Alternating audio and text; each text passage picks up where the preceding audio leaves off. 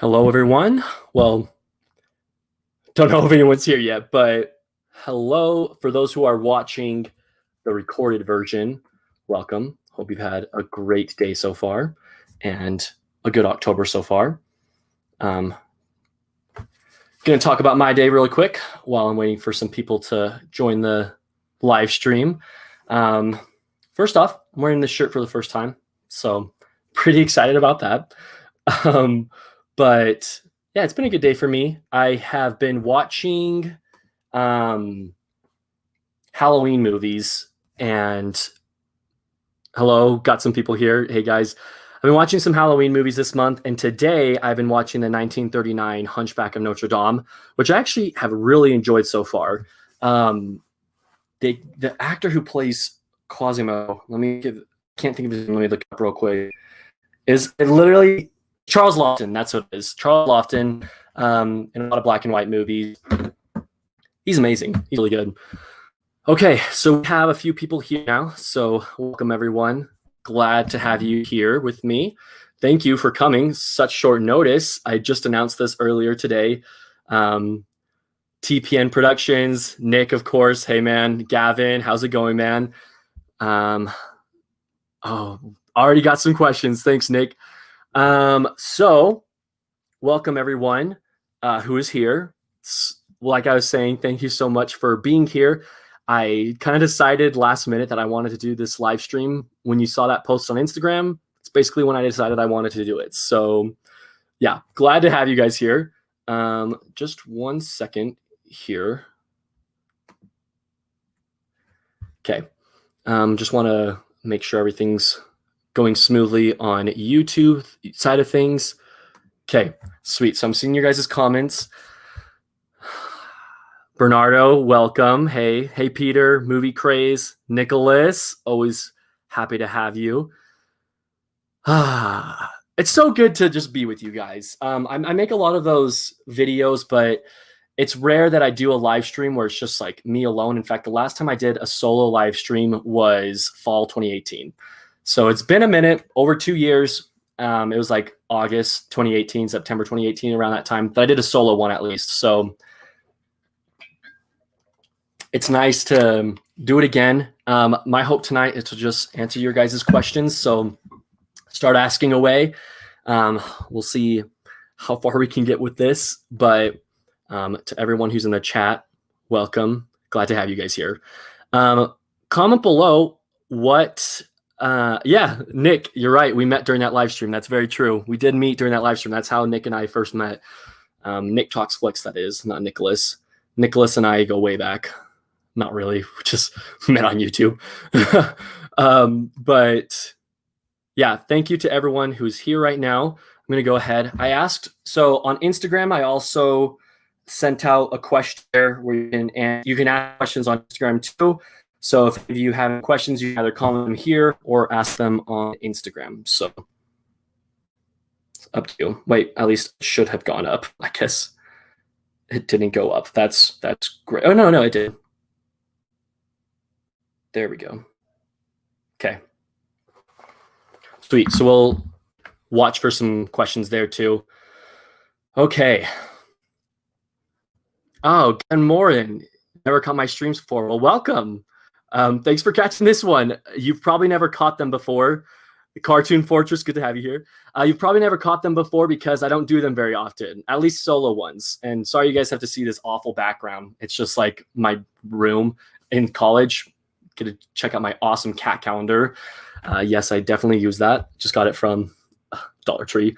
It's good to see you. So anyways, I don't do live very often, so that's why I don't too often. I've done some with Nick and Jackson, but as far as alone, this is only the second one I've done on this channel. So I'm going to go ahead and start answering some of the questions that you guys asked. And yeah, so we can get a conversation going, and would love to hear your guys' thoughts on my answers. And I'd love to hear your answers too in the comments below. And so let's get this started with some questions. So Nick Talks Flicks, first question. We've got, what is a Halloween movie that you must watch every Halloween? Okay, so that's a great question. Let's think. One that I love watching every year, but the reason I had to think about it is because I haven't watched it yet this year. Hopefully, I'll be watching it tomorrow. Is Nightmare Before Christmas? Actually, I love that movie, and it's such an easy movie to watch. I mean, it's a really short runtime, and it is so harmless. Like you can just pop it in. You can even like have it just playing in the background, but it really gets me in the Halloween spirit. And I don't know. A lot of people like. There's that huge debate Halloween movie or Christmas movie. I mean, for crying out loud, I have a video on my channel where I talk about which one it is. But I treat it more like a Halloween movie than Christmas movie because for me, it's something that like I watch to get into the spooky season and the spooky, vibes going. I don't think I've ever watched it in December because there's Christmas movies for that. Like I can watch, Home Alone, Wonderful Life, The Santa Claus. I mean, I could talk about Christmas movies all day, so I won't get started on that. But that's kind of like my argument with that. Yeah. So, anyways, yeah, Nightmare Before Christmas every year. I really need to watch it this year, though. I'm probably watch it tomorrow night. We'll see about that. But another one I love watching. I don't really know. See, okay, I think it's hard for me to answer this because with Christmas there are movies I watch every year, but with Halloween I try to watch new movies every year, and then occasionally I'll rewatch one I love. Like for an example, last year I watched The Others over again. It was my second time seeing, or not my second time. It was like a movie I had seen many times, and I revisited it last year. But because I watched it last year, I don't feel like I need to watch it this year. And same with The Ring. I think I watched that one 2 years ago, so I'm not really feeling it. Whereas when it comes to Christmas, I watch Home Alone 1 and 2, Christmas Vacation, Elf, and Wonderful Life every year. And then it varies with other ones like Polar Express and stuff. But anyways, so yeah, that didn't really answer your question, Nick. Sorry. For me, Halloween is kind of like it's more of a holiday that I don't rewatch movies. I try to like watch new movies. So anyways, okay. Bernardo said he prefers the 20s version of Hunchback of Notre Dame over the 30s version. That's cool you've seen both of them because I hadn't seen either. I'm actually an hour into the 30s one and I'm watching it right now. So no, not right now, but once this live stream ends, I will finish it up. So yeah. But that's cool that you've seen that, honestly. They're like really random movies, but I just feel like it's a good time to watch them. Let's see. Gavin asked, isn't there a Criterion sale in November? I know there are 2 each year, but do you know the specific date? I need more. You and I both, Gavin. You and I both. Yeah, so there will be a sale in November. I don't know of a specific date yet. They usually even have a flash sale in October, but it's only hosted on the Criterion website. It's not through Barnes & Noble.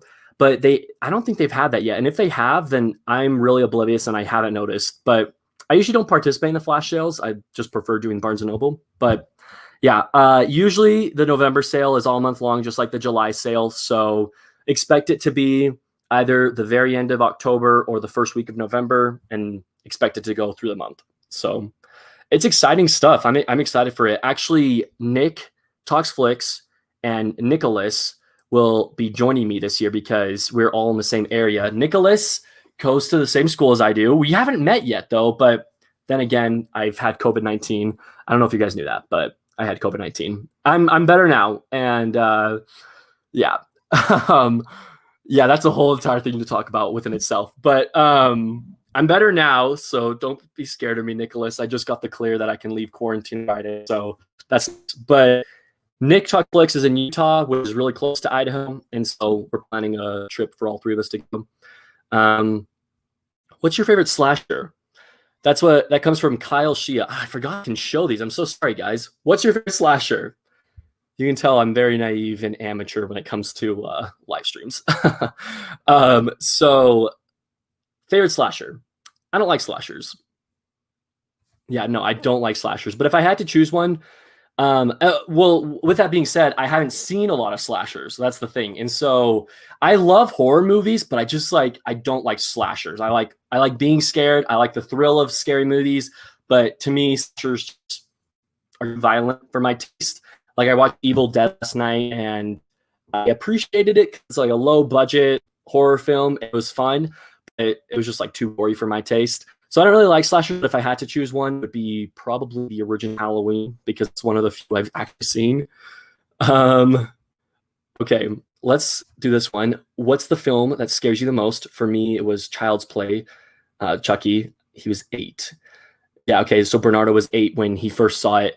Are you talking about, Bernardo, are you talking about a movie that scared me the most when I was a kid or today? I'd like that clarification, please. And also, let's get some comments on what your guys' favorite scary movies are, or the ones that scare you the most. But okay, as a kid, actually, The Others. My parents were watching it, and I was pretending to be asleep.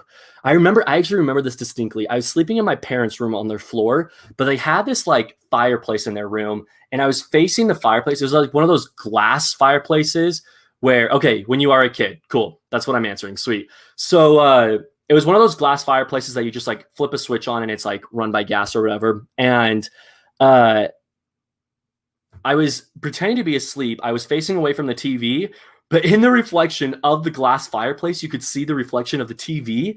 So I was actually awake watching the movie through the reflection of the fireplace, and it horrified me. They didn't even know I was watching it either. And so The Others scared me as a kid for sure. Some other movies. I saw The Ring when I was in 6th grade. And so I don't know if that still, qualifies as kid, right before becoming a teenager. But The Ring really scared me when I first saw it. So there are a few that I would say. Okay. What is my favorite movie twist? Now, this is a fun question because I can't spoil what the twist is if you guys haven't seen the movies. So I will just answer what my favorite twists are, but I won't say what the twists are. If you guys have seen the movie, you'll know what I'm talking about. But my favorite movie twist, Psycho is definitely up there. I love the twist in that. I mean, obviously, you've got the iconic Star Wars, Empire Strikes Back. But other movie twists. Oh, honestly, The Others. I keep talking about The Others, but The Others, amazing twist. I love the twist in that one. Very iconic. You've got The Sixth Sense, but the thing is, like with The Sixth Sense, I'm pretty sure the first time I saw that movie, I knew what the twist was, and so it wasn't that mind-blowing to me. So that one doesn't really like stand up there as like one of the greatest. Like it is a great twist, but it didn't really shock me because I already knew it. Man, I know for a fact that there are other. Oh, you know what? Arrival. That's what I'm gonna say. The twist to Arrival. That was like a movie that I was watching, the 2016 Denis Villeneuve movie. I was watching it and I was like, okay, I get why. I was wondering. So it came out while I was on my mission for the church. So I didn't see it in theaters. I saw it like a year later. And I was watching it and I was like, all right, I know that this movie was like recognized at the Oscars and everything, but why? It's like, it's fine. It's nothing amazing. And then the twist happened and I was like, wow, this movie is incredible. I love it. And so, yeah, that was very enjoyable for me. Okay. Let's see. Nick Tuxflix asks, who is right about Roma, Jackson or me? Haha. So, basically what he's asking is, do you like Roma or do you not like Roma? And I'm literally on the middle ground. Didn't love it. Didn't hate it. I definitely think it's a movie that you watch for the cinematography, and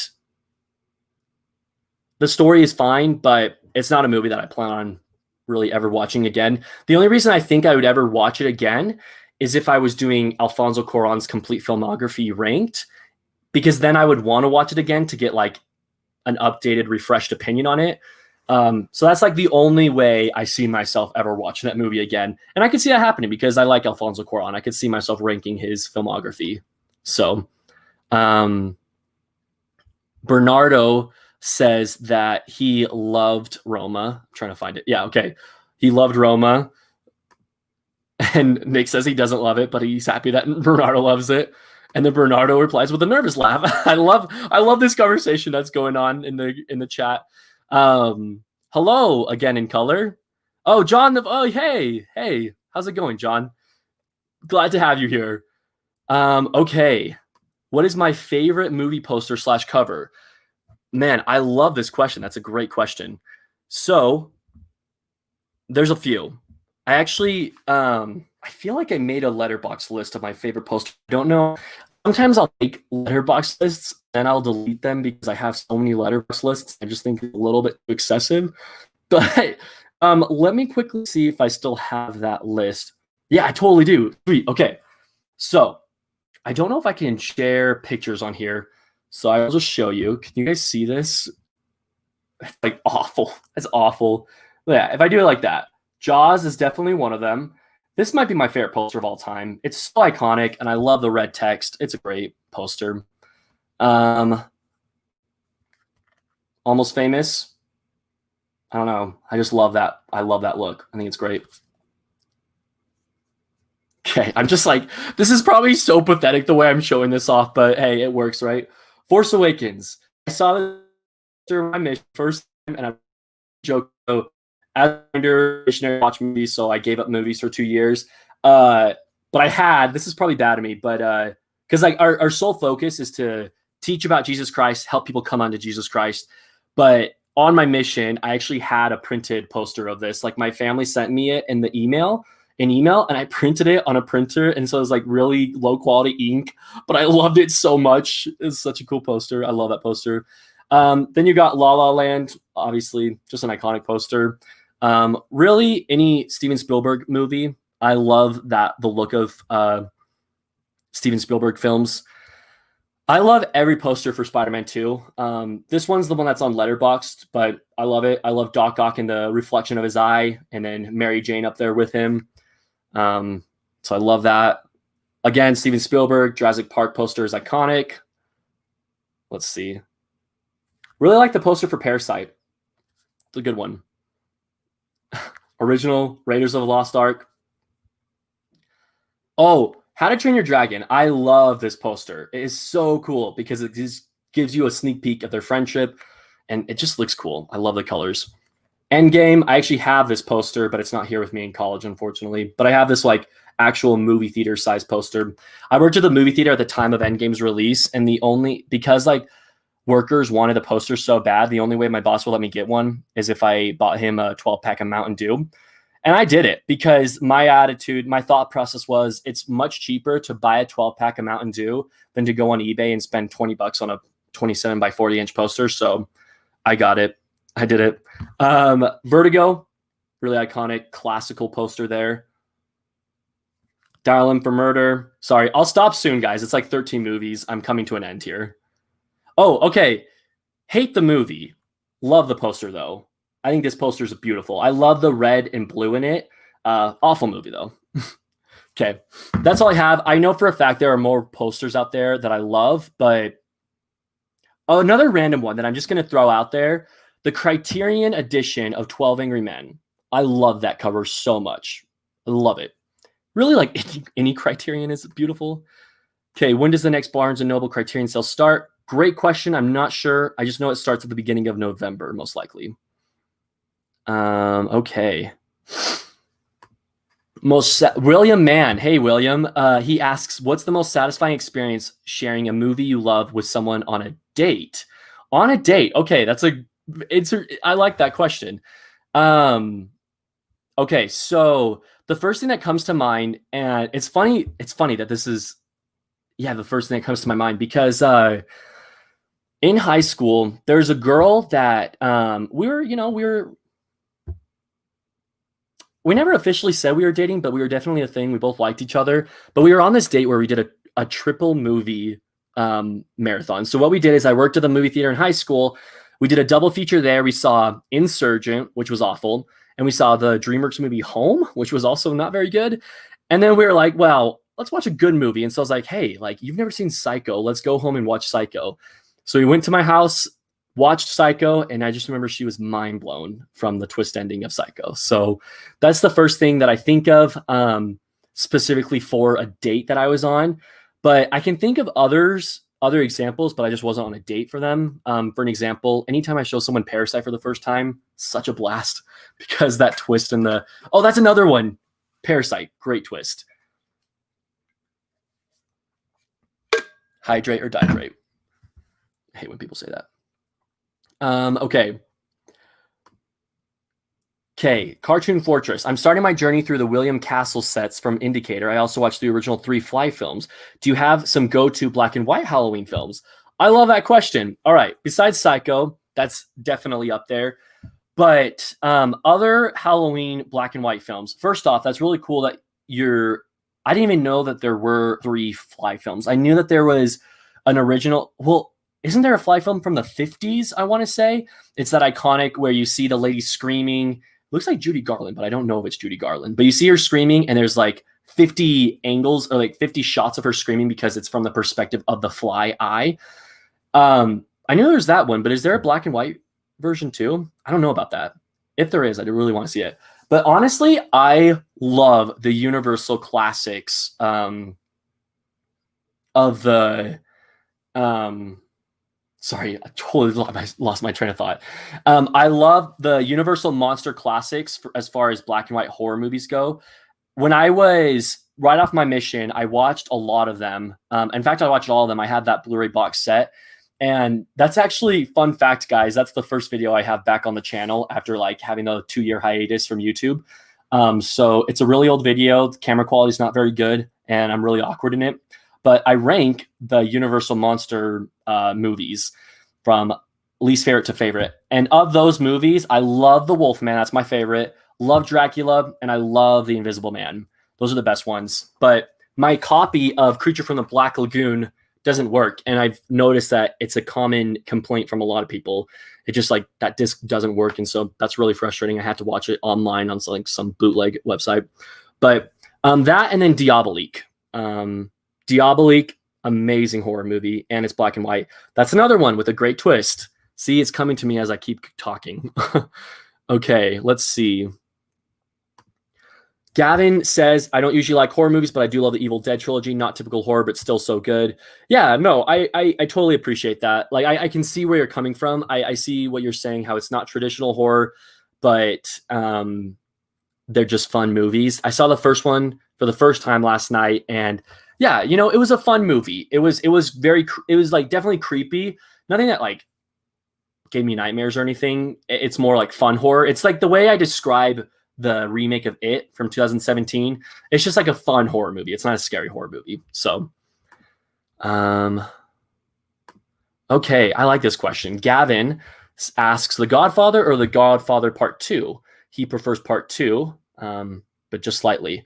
Yeah, that's a great question. So it's fun. I'm glad you didn't mention the third one. I mean, that one's universally kind of like disliked, but I haven't seen the third one yet. I actually prefer the first one. I like the first one more. I saw both of them about 3 years ago, maybe 2 years ago, and absolutely love them. In fact, this is kind of funny, but there's one day where I was like, you know what? I recorded The Godfather on TV. I'm going to finally watch it. And then I also had the second one recorded. And then I also had Shawshank Redemption recorded on TV. And so I literally, in one day, I watched the top 3 best movies of all time according to the IMDb Top 250. And I remember just like finishing that day off, and I was like, gosh, like movies are so good. So that was like such a good day. But it wasn't my first time seeing Shawshank, but it was my first time seeing the first 2 Godfather movies. And I really liked the first one. I like the second one too, but not quite as much as the first. So yeah. What is your favorite Halloween sequel? Okay, are you talking about the Halloween franchise sequel or like Halloween movie sequel? Because that's the real question. For what it's worth, the only Halloween sequel I've seen, if you're talking about the franchise itself, is the remake, not the remake, but it's like the follow-up, the 2018 one. I haven't seen any other ones. So yeah. Halloween sequel though, I haven't really seen too many Halloween like horror movies that are sequels. Insidious 2 is fine. I didn't like Conjuring 2. You know what I'm going to say? I'm going to say Halloween Town 2, Calabar's Revenge. That's what we're going for. Gosh, I need to see more sequels. All right. Okay, I'm kind of like going through the chat, seeing what I missed. So it's currently 6:24 where I am, and as far as the chat goes, I'm at 6:09. So let's see. I literally watched about 5 spooky films, Nick Talks Flicks, and that's about how much I'm going to watch for this Halloween season. I'm not a fan of horror. Well, John, I'm glad that you watched 5 because they're good. I think you're John. Didn't you say this is your second channel? I hope that I'm addressing the right person right now. Anyways, let's just move on. Oh yeah, no, it is John. It's John the voice. Cool. Okay, yeah, John. Okay, let me quickly go through the next questions. Have you ever thought about writing a script? Oh, totally. Yeah, I definitely have. Yes. In fact, I have a note section on my phone for like scripts I think would be cool to write someday. But the thing is, I'm not going into movies, so I don't really know what my plan is with that. It's like something I have planned, but don't know what point in my life. I feel like there's going to be a part of my life where I'll be like, you know what? I've been a CEO of a hospital. I'm going to take a break. I'm going to go make a movie. And then I'll just like go make a movie or something. I don't know. We'll see. When you see a movie directed by Nathan Hale, don't watch it because it's probably awful. Okay. Halloween, Alien, and The Omen. I think this person was talking about either their favorite horror movies or their favorite slasher films. I don't know if Alien and The Omen are slasher films. I've seen The Alien, but I wouldn't really consider it a slasher film. Here's my definition of slasher film. A movie where people get killed constantly and there's blood involved. That's what I think of when I hear of slasher. So would Alien in that case be a slasher? Was there a lot of blood in that? I don't really remember, but I love Alien. If that's considered a slasher, then that's definitely my favorite. I liked it more than Halloween. What would you say is your favorite opening and ending scene to a film? For me, it's Goodfellas for opening, and then either There Will Be Blood or Seven for ending. Oh, it's so hard. Okay. This is one of those questions that like it's so hard to answer on the spot because I know there's so many great movies out there. I know my answer for ending. Ending is like way easier for me to think of off the top of my head. Going on Letterboxd right now to check out my favorite movies list because I know that I definitely have like those movies involved are my favorite beginnings and endings. So favorite ending of all time has got to be It's a Wonderful Life. It's my favorite movie as well. So the ending is just amazing.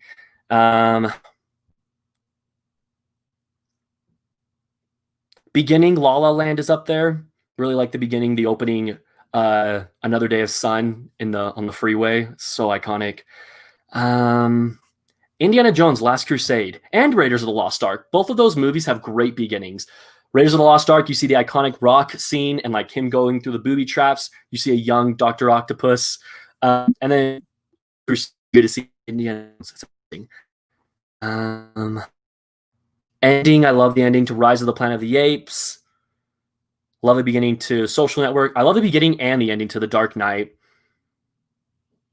Let's just stop there because I'm just like going through my favorite movies list on Letterboxd, and I could be on this thing for a long time. So I'm just going to stop right there before I get too ahead of myself. But I hope that answers your question.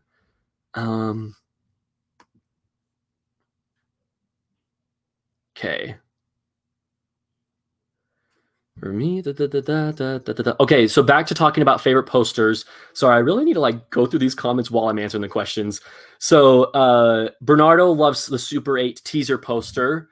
That is a really good one. From what I remember, I really like that one. I was gonna look them all up, but it's really tacky to show my phone to the screen. So just like imagine it in your head. But yeah, that's a good one. Back to the Future is an amazing cover. Iconic, absolutely iconic. Thank you, Gavin. I agree. Almost Famous poster is amazing. He likes the poster more than the movie. Yeah, I could see that. The poster is just one of those iconic posters. Like you just see it and you're like through the years, I've known nothing about Almost Famous, but I have seen the poster and that alone has been the reason that I wanted to see it. Same with, didn't mean to show that. Same with Nightcrawler.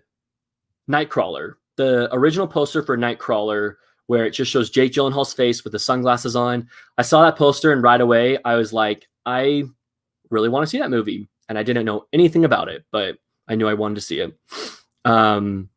So yeah. Gavin, you don't have to apologize about asking difficult questions. They're great questions. I just have to think about it. I feel like if I thought about it more, I might have different answers, but on the top of my head, those are my answers. Okay, I'm almost getting close to getting caught up. What do I think about the Friday the 13th box set from Scream Factory? Yeah, great question. So I won't buy it because not into slashers, But honestly, actually Nick Talks Flicks, right here, good old Nick. Nick Talks Flicks, he just did an unboxing for it, and I watched his video. That set is absolutely beautiful. Not into those movies at all, but like beautiful set. And if I were into those movies, I would without a doubt buy that because yeah, amazing set. So they really went above and beyond with that. Oh yeah, Bernardo did an unboxing too. I didn't even see that. I'm so sorry, Bernardo. I watched Nick's video, but I'll have to like give your video a like real quick. All right, Nick asks, what's your favorite YouTube video that you have made? I'm trying to think of a better way of asking this, but my brain is broken. You're so funny, man. My favorite YouTube video that I have made. Okay, I'm going to quickly look through my filmography and see what videos I've made because I kind of just... I know that there are definitely videos I'm proud of, but my favorite one I've made, that's a great question. So one of them is definitely my Lion King tribute. In 2019, I released a video where I talked about how the Lion King helped me through the passing of my sister, my little sister who passed away in a car accident when she was 13 years old. If you want to see that video, then definitely check it out. I go more into depth about how the Lion King helped me. But that one is one of my favorites just because it's very personal to me. You know, I get pretty personal about like my life and everything. And so that one is like one of my favorites just because of how personal I get. Other videos, 24-hour movie marathon, the most recent one I did was so fun doing it with Nick. But it was also just fun because you watch movies for 24 hours and they're all first-time watches. Like, doesn't get much that. I love getting deck review series when I 2010, 11, 12, just the first few videos, I was really hyped and really motivated to like get those videos released. And the more and more, like the further I got into the decade, the less motivated I became because it was one of those things that I felt so held back on what movies to watch because rather than watching whatever movie I wanted to watch, it was always a thing where it's like, no, I got to watch like this 2014 movie because that's the next video I'm making. And so I'm not going to lie, that kind of annoyed me sometimes. And I know I did that to myself, but it was just something that like I now know for the future before starting projects, think about it so that you can stick with a project the whole time. Because at one point I thought about just like cutting the Decade in Review series short and just like make video, do my like brief top 10 for like 2016, 17, 18, 19, and then like do a separate video where I do my favorite of all time. So it just kind of got tiring to me, but the beginning of that series, I was loving it. And then also Criterion videos are always fun to make, but I'm not going to lie. Most recently, and I'll stop talking about it afterwards because you guys are going to be like, wow, this guy's so full of himself, all his favorite videos he's made. Most recently, my 11 out of 10 series, I love making those videos because it's a chance for me to talk about why I love these movies so much, but also personal, experiences I have with the movies, why they're 11 out of 10 movies to me, why they're my favorites of all time. Like I just have time to really kind of formally talk about these movies. I mean, I talk about them in rankings, but usually in ranking videos, I try not to talk about one particular ranking for more than 2 or 3 minutes. And so these videos, I can like the 11 out of 10 reviews, I can talk about it for 10 to 15 minutes and just get lost in the movie. Plus they're fun to edit because I get to look at a bunch of like behind the scenes pictures and add them to the editor and to the video. So 11 out of 10 movies, most recently. I love making those videos and I don't plan on stopping that anytime soon. It's such an easy series to do.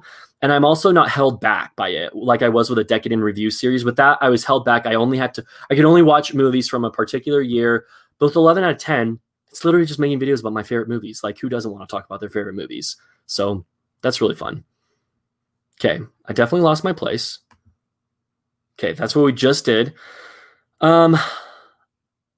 I'm curious. I don't know if this is like really cocky of me. And so if it comes off as cocky, I don't mean it to sound that way. But what is your guys' favorite video I've done? Because I'm just curious. Sometimes I wonder, like, I know that the Criterion videos, they perform the best out of all my videos. I'm going to be transparent. The Criterion videos perform the best and I love making them. And so like those ones get the most like audience views and stuff. But out of the series I've done or videos I've done, just like, I'm curious, what are your guys' favorite videos I've done? And if you don't want to answer, I don't blame you, because that's a really weird question I'm asking. So, but I'm just curious. It helps me know like what kind of videos to make in the future. Okay, another poster choice I love is Spider-Man 2, but the choice poster spoke to me. Yes, is that the one where he's standing and you get like the back side of him and he's standing looking off on New York? I hate you, Gavin. I am so cocky. Okay, yeah, no, I love that poster. Hate the Rise of Skywalker 2. Oh, and 12 Angry Men is my only Criterion Collection Blu-ray. Haha, nice. Okay. Hello to you. I'm so glad you're here. Okay, really quickly before I answer the next questions, I just want to say hello to everyone who has entered the live stream. Thank you for being here tonight, for taking time to watch this guy who doesn't know anything about movies. Really means a lot. So yeah, thanks for joining me, guys. I see your comments saying hello, and this is me just saying hello to everyone. Okay. What is my personal favorite year for cinema? I love this question. This is such a good question. Mine is either 1999. Gavin's is either 1999 or 2007. I want everyone else to answer this question too. Yeah.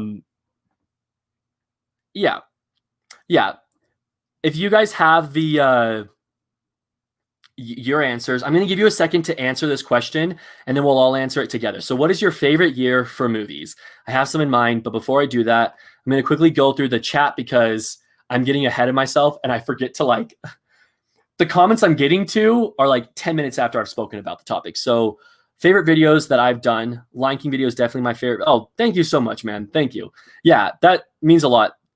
I don't know why I had you guys answer this, because now I'm going to be really awkward with the compliments. But yeah, that means a lot because that video was really personal. Gavin loves both the 24-hour movie marathon videos, and then liking the 11 out of 10 series. Thank you, Gavin, so much. 24-hour movie marathon videos, plural. If you guys aren't aware, I have two other 24. No. One of those videos are private. One other 24-hour movie marathon video on my Cinema Surfer channel that I did before my mission. So that's the one that Jackson is in and Atlan is in. And that's the one where we stayed up for like 36 hours. It was awful. Like, you guys see us just 24 hours, but it was way longer than that because we did not plan ahead. So the end of that video was absolutely awful. That's why I liked this last one I did a lot more. Okay. Yep, okay. He's just acknowledging the Spider-Man poster. Awesome Lego lover. Hello. Besides the Criterion videos, probably the Lion King video. Thank you so much. Appreciate it.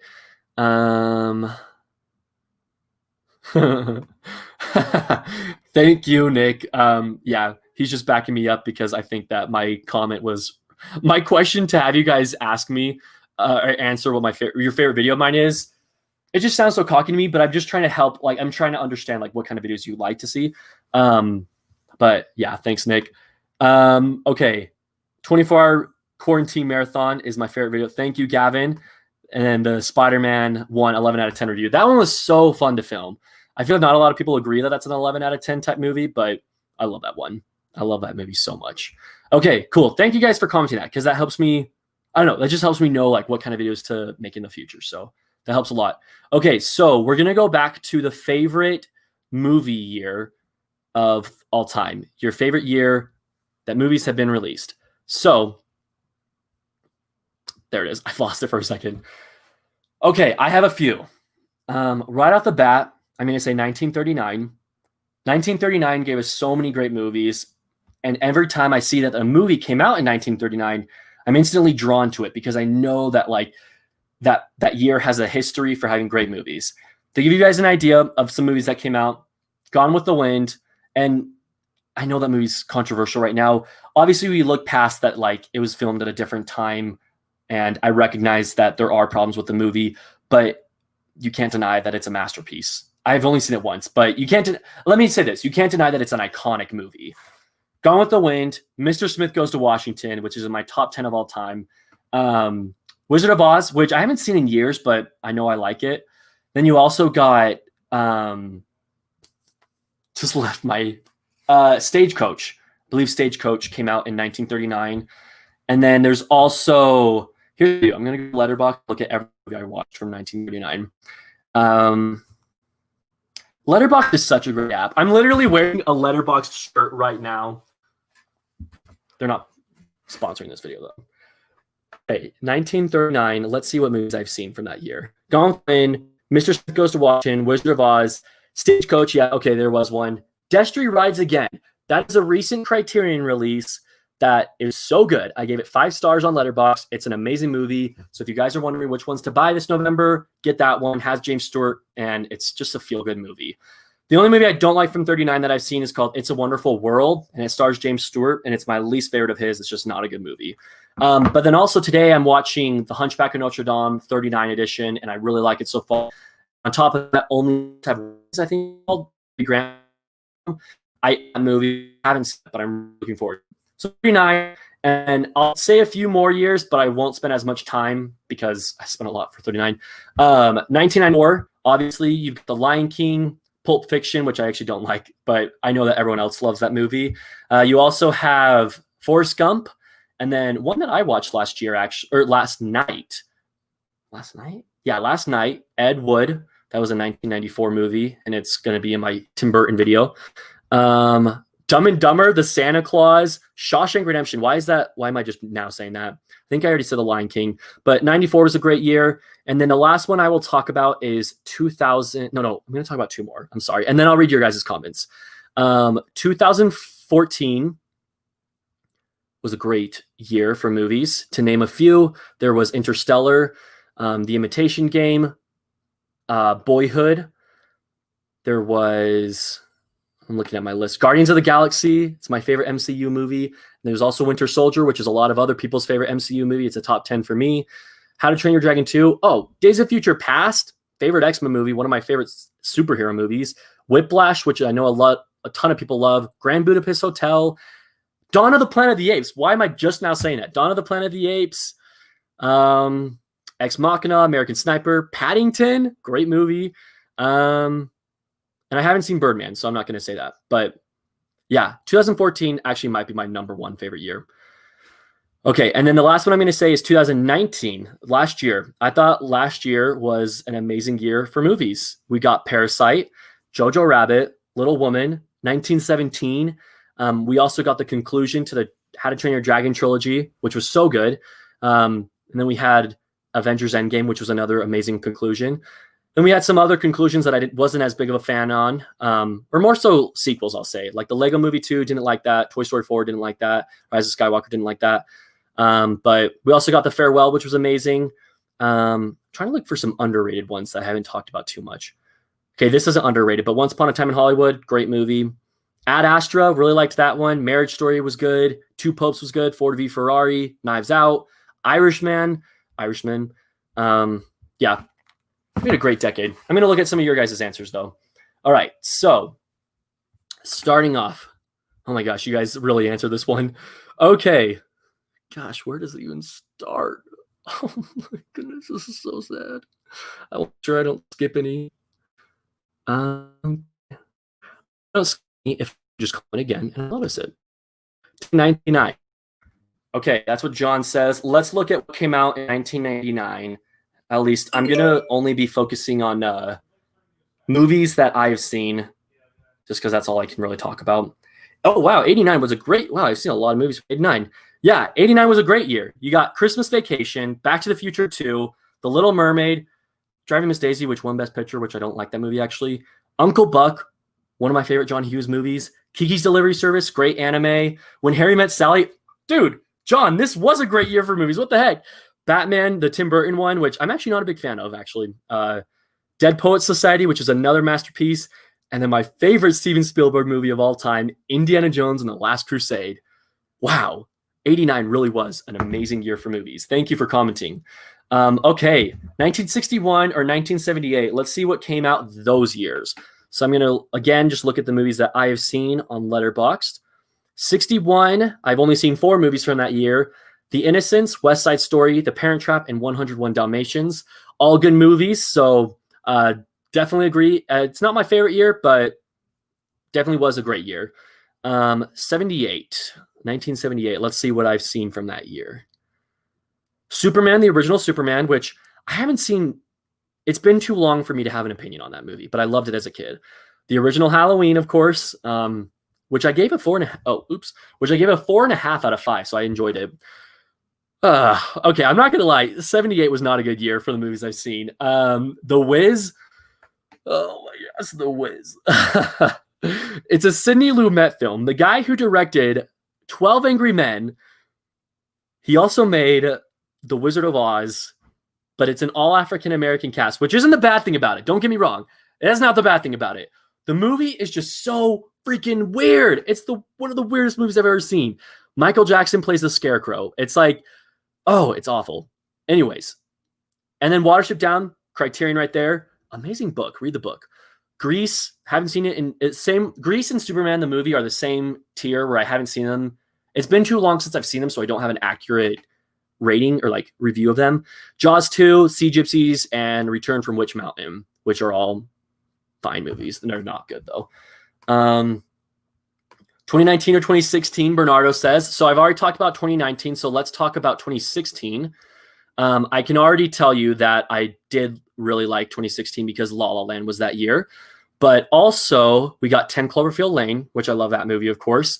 Rogue One, great movie. Moana, one of my favorite Disney movies, actually. I think it's one of the best modern-day Disney movies. You got A Monster Calls, which is very underrated. And I actually tweeted the director for Monster Calls, and he replied, or he either replied to me or favorited it. Something like that. It was cool, though. Hacksaw Ridge, Kubo and the Two Strings, Lights Out, good movie to watch now during the horror season if you guys are interested in that. Civil War, which is fine. Yeah. Manchester by the Sea was good. Captain Fantastic was pretty good. Hunt for the Willow People. Yeah, 2016 was definitely a good year. Silence, Scorsese film, was good. Fences was good. Okay, let's go to a new year. Oh, man, you've given me a lot to talk about. Okay, that's actually good. I've already talked about 39 in 2019. So let's look at 77. I know that 77 was the year of Star Wars, so that's a given. But let's see what else came out in 1977, at least that I've seen. Okay, so Close Encounters of the Third Kind, Steven Spielberg film. It's fine. Don't love it. Peach Dragon, the Disney movie. Loved it as a kid. Don't remember it too well. The Rescuers, which is such an underrated Disney film. Star Wars, of course. Annie Hall, which beat Star Wars for Best Picture, which I still disagree with. Eraserhead, David Lynch film, which I didn't really care for. And The Mini Adventures of Winnie the Pooh, which I actually love that movie. It's in my top 10 of all time. Top 10 Disney movies of all time. Not my top 10 of all time. And then you've got this really obscure Christmas movie that I'm sure none of you have heard about called Nestor the Long-Eared Christmas Donkey, which I absolutely love. But that came out in 77. Now let's look at 1991. Look at the conversation you've started, Gavin. I think it was Gavin who asked this. This is great. I'm really liking talking about this. So if you guys are annoyed, just leave, I guess. But 1991. Let's look at the year 1991. So of the movies, 1990. Oh, by the way, I'm not listing off every movie. Like 2016, for an example, I only named off the ones I like because there are a lot I didn't like. So I'm not naming every movie. I'm only naming the ones I like. Father of the Bride came out in 91, which is a classic. Hook, Steven Spielberg movie. I know a lot of people love that movie. I myself, it's fine. It's good. But I don't love it. It's Addams Family.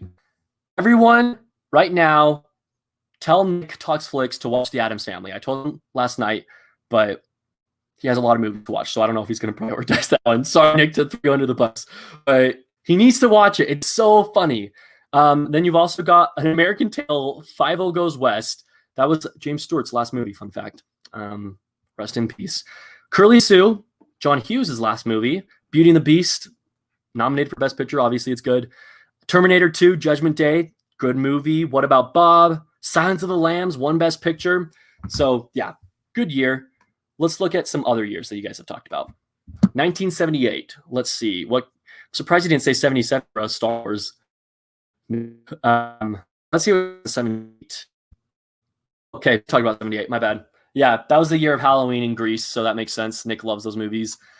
All right, Cartoon Fortress, 1984. Let's see what we got. That was when he was born, too. That's really cool. I'm a 96 baby myself. And for me, 1996 wasn't that good of a year. Yeah, it was not a good year. But it had good movies, but it wasn't a good year. So here are the movies that I've seen from 1984. So he says so many 80s classics that year. That is very true. I'm actually looking at this right now. Yeah, a lot of classics. So first off, I gotta acknowledge the Frankenweenie short that Tim Burton did. None of you have seen it, I'm sure. The first Terminator, The Karate Kid, Ghostbusters, Gremlins, Indiana Jones and the Temple of Doom, 16 Candles, Neverending Story, Footloose, and Romance in the Stone, which I actually did not like Romance in the Stone. But wow, that was the year for iconic 80s movies. Jeez. Yeah, definitely feel you there. All your videos are my favorite. Thank you so much, Bernardo. Really appreciate it, man. That means I can release anything I want, and I know that Bernardo will always appreciate it. Okay, Bailey Walsh. Hey, Bailey. Thanks for watching. She said 1960 or a year around that in 2012. Yes, I know already that I like those years because Psycho came out in 1960, and then 2012 isn't my favorite year, but there were some good movies. But let's quickly look at 1960. So to give you guys an idea, the movies I have seen from 1960, I've seen 6, and I'll just list all of them off. La Verite, directed by H.G. Clouseau, the one who did Diabolique and Wages of Fear. And, you know, I didn't love that movie. I think I had too high expectations, so I didn't love it. Psycho, which, that movie's okay. I literally just did an 11 out of 10 review for it. The Apartment, which I believe won Best Picture. I might be totally wrong there. Let me see real quick. But it's a Billy Wilder film. And yep, it did win Best Picture. It's a Wilder film. I've only seen it once. I don't remember anything from it. Pollyanna, Peeping Tom, and Eye Without a Face. Peeping Tom is very unnerving, and Eye Without a Face is very disturbing. So yeah, 60. What the heck? That was a great year for horror films.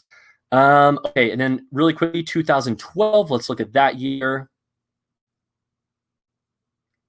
Okay, 2012. We got a lot to talk about here. Man, I can literally just talk about this the rest of the live stream because you guys are giving me some great years to talk about. But really quickly, lost where I was. Anyways, 2012. I'll just list off the ones I liked I loved. How about that? Because there's a lot I saw in 2012. Zero Dark 30. And Nick loves different. It's fun. Angle was good. Hitchcock, the biography of Hitchcock during the filming of Psycho. It's not a perfect movie, but I really like it. Life of Pi, of course. Skyfall, which I've only seen once, but I remember liking it. Frankenweenie. It's one of those movies that I know I love it more than anyone else. Perks of Being a Wallflower is a really good coming-of-age film. Silver Linings Playbook won Jennifer Lawrence the Oscar that year. Frances Ha is a movie I'll be talking about shortly in my movie recommendation video coming out next month. The Master has Joaquin Phoenix's best performance, if you ask me. Seven Psychopaths is hilarious. Then you got Dark Knight Rises, which was a solid conclusion. Amazing Spider-Man, which is actually a guilty pleasure of mine. Prometheus, which I didn't love, but it was fine. The Hunt, that's a good movie. If you need a foreign film to watch The Hunt. It's really sad. Amour is another foreign film that was really good. Moonrise Kingdom. The Hunger Games, the first Hunger Games. I actually really like that movie. And shout out to Nick, The Woman in Black. He hates that movie. I like it. 1995, my favorite year. You know what? I'm going to rename this live stream. I don't know if I can rename it while I'm like doing it. Yeah. When it's done, I'm going to rename it. What's your favorite year? What's the best year of movies to be alive for? Because I've actually wanted to do a video about this, and it's funny that this is like where we've gone with the conversation. So really quickly, I'm going to see if there are any comments about movies I've talked about or years I've talked about. Oh, Bernardo's seen Nestor. Yeah. Nestor, the long-eared Christmas donkey. Okay, we'll actually just get to those comments a little later. Right now, let's talk about 1995, which I already know is also a good year because Toy Story came out that year. So that within itself is, an accomplishment. But 1995, we had Grumpier Old Men, which I don't like as much as the first one. Father of the Bride Part 2, Jumanji, Toy Story, 7. That's probably why you like it, because 7 came out. I don't like 7 that much. Too dark for my taste. Pocahontas, Braveheart, won Best Picture. Usual Suspects, great movie. Before Sunrise came out. Yeah, 95 was a great year. And the Goofy movie, which is great, but a guilty pleasure of mine, the Brady Bunch movie, which is a parody of the Brady Bunch show, and it's absolutely hilarious. Yep. Yeah, fair enough, Gavin. I don't even know which Gavin I'm talking to anymore. I have too many Gavins watching my videos. It's not a bad thing though. Speaking of Gavin, 2014 is his favorite year. Yeah, exactly. I love 2014. He mentions, okay, I'll read the ones that I didn't mention. Nightcrawler, Kingsman, John Wick, Fury, Gone Girl, and yeah, 2014 was amazing. Might be my favorite year of all time. Okay, cool. 82. Let's see what came out in 82. By the way, I don't know if you guys ever do this, but on Letterboxd, I have every movie that I have a recollection of watching marked as watched on my Letterboxd. And they have really cool filters where you can go to your films that you've watched and you can choose which year to look at. And so that's how I'm doing this right now. The Letterboxd app, I swear, is one of the best apps of all time. I love it. Okay, so I'm going to look at 1982. What came out that year? All right. Yeah, 82 was a good year. So we got The Dark Crystal, which is a kind of a cult classic. Tootsie, which is a Criterion. I've seen it. It's fine. Gandhi, which I hated. I need to give it another watch, but I did not like that movie. Blade Runner, which I also need to watch again. The Thing, which I just saw for the first time last month, and it was good. I like Alien more, but it was fine. Original Annie, nah. Secret of Nim, Poltergeist, yep. Haven't seen it in years, but apparently I gave it a 4.5 out of 5 when I did see it. So Rocky 3 and E.T. E.T. is definitely my favorite of the list I just said. 1990s, absolutely. You can't go wrong with that decade. So many great movies from that year or from that decade. I'm not going to spend the time going through every year there. Okay, a year, I can't choose a year, but between 39 and 78, you have had some of the best films that Hollywood has ever produced. It's nearly 4 decades, which I consider to be great. That is so true. So you're saying between the time of 1939 to 1978, a lot of iconic movies came out during that time frame. I completely agree. If you guys haven't noticed from like my taste and from like my channel videos, I love movies from pre-70s, like 1969 and before. Absolutely love. I've watched a lot of silent films this year. In fact, I just watched The Cabinet of Dr. Caligari for the first time a few days ago, and then I watched a bunch of Hitchcock silent films. So that's pre-1939, but still. What I'm getting at is I love black and white movies. So totally agree with you, John. Gavin, I don't like Pulp Fiction either, Nathan. I thought I was the only one. No, you're not. Sucks. It sucks. I'm just kidding. No, it doesn't. Do you like movies with violence? That's a really fair question because I say that I hate blood and everything. Yeah, no, I like PG-13 violence. I don't like rated R violence. I'll put it that way. Jason Bourne, one of my favorite trilogies of all time. Those movies are pretty violent. MCU movies, The Dark Knight, any superhero movies, violent. Even the first Spider-Man movie, he gets the crap kicked out of him. It's so violent, right? Right? Anyways, yeah, I like movies with violence if they're not rated R. And if they are rated R, I'll just filter out the excessive violence. Yep, I know. I definitely need to watch Birdman. Here's the thing, Gavin. Pretty soon here, hopefully, Chris, I don't know if you're still here, Film Stocked. If you're here, shout out to you. I don't know if he's here. But anyways, him and I are hoping to do an Oscar movie, a top 10 Oscars from the 2010s decade, like top 10 Best Picture winners. So the reason I'm saying that is because I will watch Birdman. It's literally the only Best Picture winner from last decade that I have not seen yet. The reason I haven't seen it is because I haven't been able to filter it, but I have a way of filtering it now. So I'll watch that one soon, I promise. Yeah, that's my question too. Have you been eating any celery lately? A lot. Yes, that's what I love to hear. Okay, 1994. Yeah, totally agree with you, my friend. That was one of the ones I first mentioned. Shawshank, Pulp Fiction, and Forrest Gump. I like how this one just put Uncut Gems. Oh, they probably put that when I was talking about 2019. I was like, it's not even a year. It's just a movie. But okay, 2019, I see. Yes, Nick, totally agree. 2019 was amazing. Irishman, yes, love that movie. Okay, let's look for a new year. Okay, glad I'm not the only one who disliked Toy Story 4. As a huge Toy Story fan, I thought it was outright offensive. Agreed. No, yeah, it should not have been a movie. Toy Story 3 wrapped up so great. Why did they make a fourth one? It was for cash. Like people use the argument of like they needed to conclude Woody's story. Like, no, they concluded his story in the third one. I didn't need a further conclusion. I loved what I got in the third one. Literally the third movie, and spoilers are coming up for the fourth movie if you guys haven't seen it, but literally the third movie, the whole entire premise of the movie is no toy gets left behind, and then the fourth one, Woody leaves the whole gang and leaves everyone behind. So forget that movie.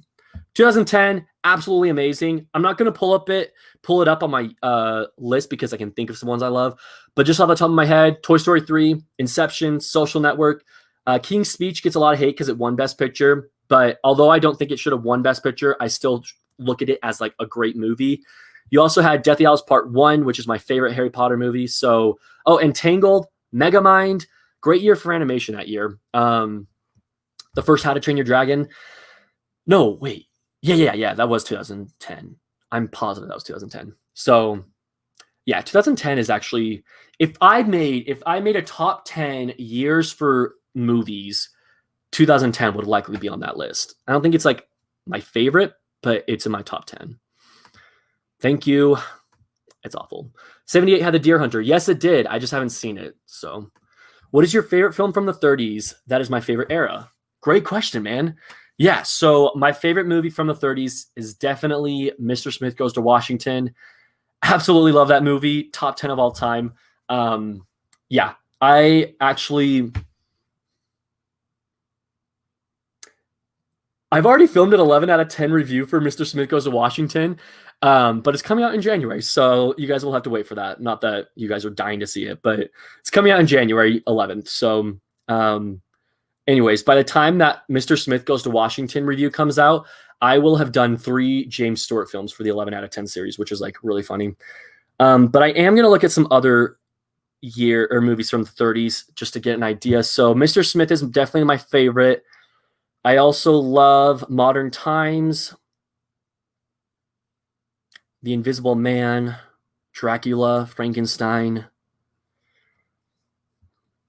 Bringing Up Baby was one I recently saw and I really enjoyed. You Can't Take It With You, another Frank Capra classic. Lady Vanishes is a solid Hitchcock film. Not nearly my favorite, though, but it's fine. All right, cool. You know what, Nick? Screw you! Just kidding. Yeah, no. Everyone tell Nick he has to watch this movie right now. This along with Addams Family. Rough One. Rough One is one of the best Star Wars movies. Rogue One. Sorry, I read it as Rough One for some reason. Yeah, it is. Yeah.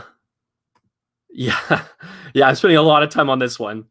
80s, 1980 is the best. Let's see what came out in 1980. I don't know if I already looked at this, so if I did, I'll do a few more years and then I'll move on to some other questions. But 1980, we had Superman 2, which is the same case for Superman 1, just don't remember it. Pinocchio's Christmas, the Rankin Bass movie. Oh, gotta love it. Oh, man. Okay, Raging Bull, which I'm not a fan of. Somewhere in Time, which has Christopher Reeves, and I haven't seen it in years, but I liked it as a kid. The Shining is a classic. Empire Strikes Back is a classic. Mr. Kruger's Christmas, great James Stewart film. And The Watcher in the Woods, which horrified me as a child.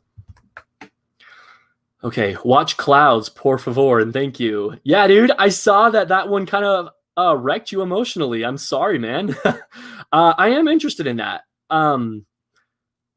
Here's what I'll say. I'm not really into those kind of movies so much anymore, but I'll probably still watch it. Like what I'm saying is like Fault in Our Stars, when I was in high school, I saw Fault in Our Stars and loved it, but I don't know that it would touch me the same way as, like, I don't know if it would touch me the same way today, but I am interested in Clouds because it's a Disney movie, so that's weird to say it's a Disney movie, but yeah, I'm interested in that one. Okay. You really do. You got some good questions there. Carpe 3 threw me under the bus. Don't even remember what he said, honestly. I'm not quite sure what you're talking about. All right, yeah, there it is. Makes way more sense. 1995, such an underrated year. Yeah, it's a great year. 1933. All right. I feel like I'm the only one that loves this year. Let me see real quick what came out in 1933 because I can't think of a movie I've seen. Okay, so 2 movies I've seen from that year: The Invisible Man and King Kong. Why do you like 33 so much? What movies do you like from that year? I'm interested to know because then I can add some movies to my watch list because I've only seen 2. Let's see. Literally just finished watching for the first time. Like, everyone tell Nathan Hale movies that he needs to. We're just gonna move on. I'm just kidding. Needs to watch Doctor Sleep. Yes, I do. I definitely recognize I need to. Moving on. Okay, we've got a few people saying their favorite movies from each year. 2007 has Superbad, which is my favorite comedy. Haven't seen it. Sorry. This is literally just a Reddit thread. Yeah, no kidding. Best year for movies is 1939, no doubt. Too many classics to count, and 94 comes close in 1969. Yes, I totally agree. And I like your username too. Totally agree. 1939 is amazing. A lot of people don't recognize that, like how iconic that year is.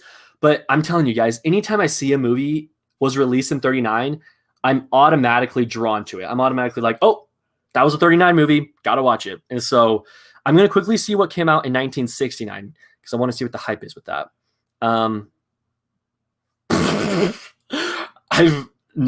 No, it's not a good year for me. Of the movies I've seen The Computer Wore Tennis Shoes, which is a really old Disney movie with Kurt Russell. It's like really bad. It's not bad, but it's just like not amazing. Then there's Hello Dolly, which is fine. That's actually the only good movie. And then there's Frosty the Snowman, ladies and gentlemen. Those are the 3 movies I've seen from 1969. Okay, let's go ahead and move on from the year question. I'll probably still answer some when I see them, but we've got some other questions. And then I'm also going to check out Instagram to see if I have any questions. Don't. Hey, he, ho, ho, ha, ha. Yeah, I got one, Bailey. Thank you so much, Bailey. Okay. Also, that laugh I was doing was a reference to The Dark Knight when the Joker walks in on the little posse and like he ha ha ho ho ha. He just like laughs like so funny. It's such a sarcastic laugh. I love it. Focus, Nathan. The Awesome Lego Lover asks, since there are not many animated films in the Criterion Collection, which ones would you add to the collection? Oh, man. Shouldn't have gotten me started on this question. I'm pretty sure I actually have a list of animated films that belong on the Criterion Collection. If I don't have it anymore, I might have it anymore. I might have deleted it. But I had it at a point, and I'm trying to see if I still have it. But if I don't have it, I can just name some off the top of my head. I know that there's quite a few, though. Okay, so first off, I'm not finding it, so I'm just going to say off the top of my head. Song of the Sea. That's probably my biggest want right now for the Criterion Collection and animated films. I don't think any Disney movies belong on the Criterion Collection, so I'm just going to discount all those. Song of the Sea. Isle of Dogs, that one's kind of inevitable to be released on Criterion because they release every Wes Anderson film. So it's just a matter of time now for when we get Isle of Dogs. But yeah, that's a great one, obviously. The Iron Giant, directed by Brad Bird. It's a great movie. Coraline, I know a lot of people think that's probably too mainstream, but I think it's a really good movie. And it's Leica. Such a good film studio. I have a whole entire video where I rank the Leica films. So yeah, those are a few. Yo, yo, yo, what is this? That is a song from Nightmare Before Christmas. Okay, I just watched a Korean movie about aliens last night called Save the Green Planet. It's on Criterion Channel. Interesting. That doesn't surprise me at all that that's on Criterion Channel. That sounds exactly like the type of movie that would be on the Criterion Channel. Okay. Good evening. My name is Alfred Hitchcock. It was an awful impersonation, but when I saw Good Evening, that's how I thought of it as. I I love Usual Suspects. Yep, that's a good one. That shows how far behind I am on this. 2003 was a good year, also 67. Yes, can't think of what came out in 67, but 2003 had Lord of the Rings, Return of the King, Finding Nemo, and Pirates of the Caribbean. So right off the bat, I agree. That's a great year.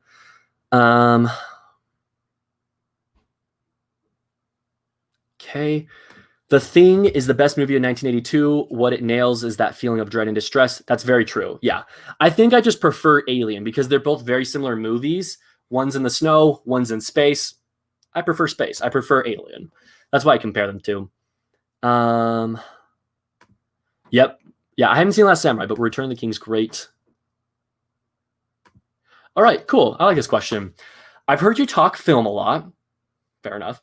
But I'm not sure how you feel about film noir. Thoughts? Yeah, that's a great question. So, film noir. I hate to say it, but I haven't seen as many movies as I would like to. As far as film noir, I've seen Casablanca. I've seen The Third Man. I've seen Touch of Evil.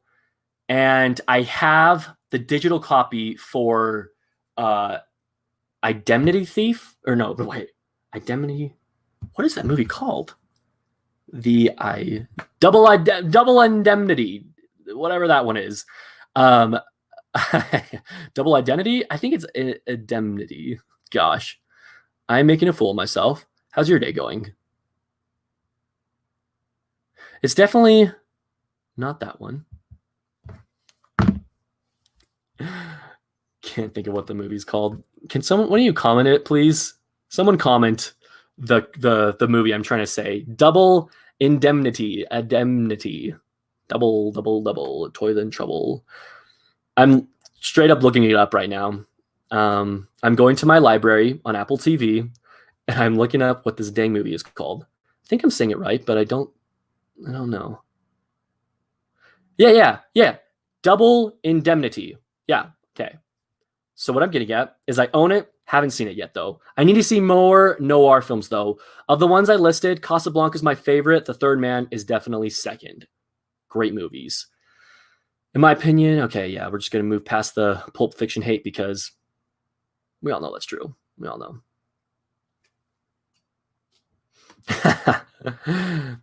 Fair enough. Have I seen Boogie Nights? You would probably love it. I have not seen Boogie Nights.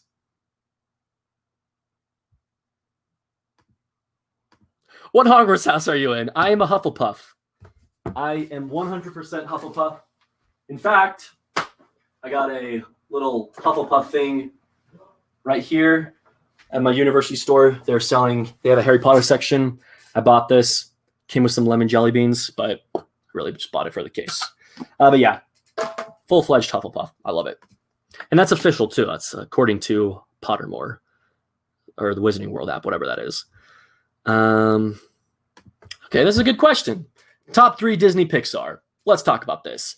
If you weren't aware, just an FYI, I do have 2 Pixar rankings on my channel, and I will most likely release another one when Soul comes out. Seems like that's the most repetitive video I release on my channel. But top 3 Pixar movies. Toy Story is my favorite. Number 2 is Toy Story 3. Number 3 is Monsters, Inc. But with that being said, I also love Finding Nemo. It's so hard saying just 3 because there's so many I love. Like, those are my top 3, yes, but I also love Finding Nemo, WALL-E, Ratatouille, Bug's Life. I know you guys are waiting for me to say The Incredibles. Yeah, it's not my favorite, but I do love that one too. I like it a lot. I know there's one I'm forgetting, but I'm just going to move on.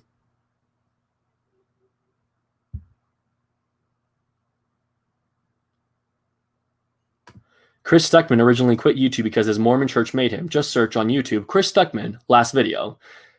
I don't know if I believe that, but I'll look it up later. And yeah, I didn't even know he was a member of the Church of Jesus Christ of Latter-day Saints. That's why I don't know if I believe it, because he definitely doesn't act like a member of the church.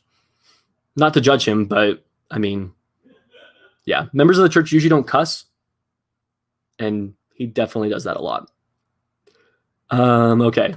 Have you thought of watching Camera Person because you're a fan of Dick Johnston is Dead? It's by the same director. Yes, I did know that it was by the same director. Honestly, like, I had no intentions I had no interest in that movie. I had heard of it briefly, but no interest. But because of how much I loved Dick Johnson Is Dead, I could totally see myself watching that movie and enjoying it too, because I love Dick Johnson Is Dead. I don't know if I like it as much as Dick Johnson Is Dead, because I don't know. There's something about movies dealing with elderly people, kind of like fearing death or fearing like the end of a life, that really hits me. It's a Wonderful Life's my favorite movie of all time. That's all about, not about an elderly person necessarily, but it's all about the meaning of and like special it is.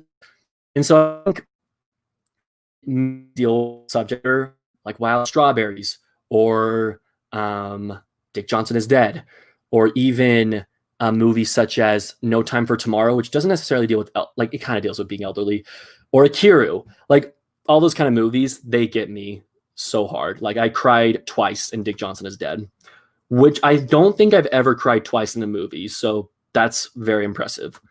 What is your favorite classic? It's a Wonderful Life for sure. But besides It's a Wonderful Life, 12 Angry Men, Psycho, Mr. Smith Goes to Washington, the works. Okay, got good old Toy Story 4 comment. Thing is, with Toy Story 4, I was going in hoping it was good, but it just disappointed me. Personally disagree with it winning Best Animated Feature at the Oscars. I completely agree with this statement. Yeah, I went into Toy Story 4 wanting to like it, but I'm so mad that it won Best Animated Picture. To me, Klaus should have won. That was my vote. Either Klaus or How to Train Your Dragon 3. Actually, no, How to Train Your Dragon 3 was my pick, but I would have wanted that or Klaus to win. I was so mad that Toy Story 4 wins, because that just tells Pixar, let's throw out another Toy Story film. We won the Oscars, so why not do it again? And that's not the message they need right now. Hopefully Disney got that message with Frozen 2 not even being nominated. Will you ever give Toy Story 4 a second chance? I already have. That's the sad thing. I've seen it twice. Like I saw it in theaters, and when it hit Disney Plus last year, I saw it on Disney Plus too, or whenever it hit Disney Plus. I don't know if that was this year or last year, but I've seen it twice, and I still stand by all my thoughts. You're not a kid. Stop censoring art.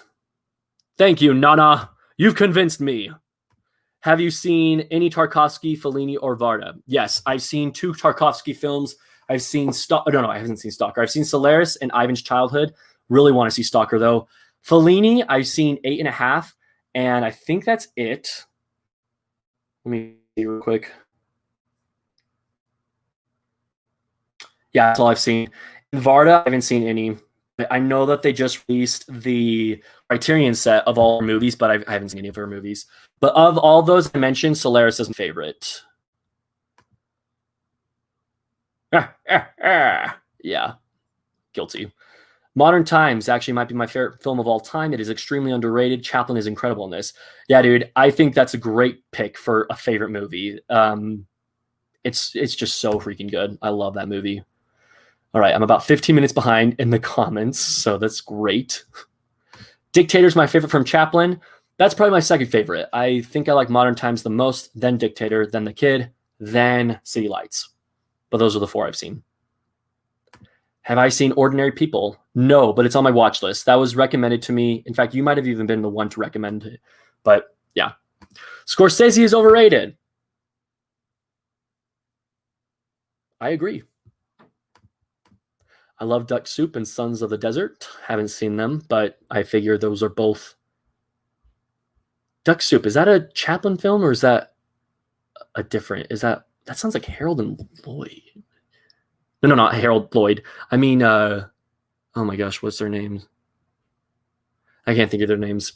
Laurel and Hardy. Sounds like a Laurel and Hardy film, but I can't remember who did that.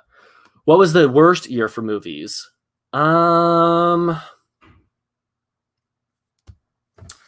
I don't know right off the top of my head, because I feel like every year, even if there's movies I hate from the year, there's always good movies too. And so I don't know if I can answer that, honestly. But I'll say this, I'm not impressed with 1996. That year had Fargo, which I'm not like a huge fan of. Had Hunchback of Notre Dame, which actually is my favorite from that year. I also had Bottle Rocket, which is a Wes Anderson film. Like, these are all movies I like, but they're nothing amazing. Besides Hunchback of Notre Dame. I love that movie. But like everything else from that year that I've seen, I don't know. Just don't care. Are you excited for Mank? I am incredibly excited. I actually tweeted a few weeks ago my top 4 most anticipated movies of the remainder of the year. It was right before Dick Johnson is Dead came out, because Dick Johnson is Dead was on that list, as well as Mank, Soul, and I think it's called Firewalker. I can't remember what the movie's called. Wolfwalker. I think it's called Wolfwalker. It's from the same studio that did Song of the Sea. That's why I'm really excited. Yeah, no, I won't, because I kind of agree. I still like his movies, but I do think he's really overrated. Yeah, no, yeah, I agree with that. Okay, these are the movies that they would add to the Criterion Collection. Totally agree with both of them. For those of you who aren't aware, from my understanding, Adventures of Prince Ahmed is one of the first, if not the first, animated film ever.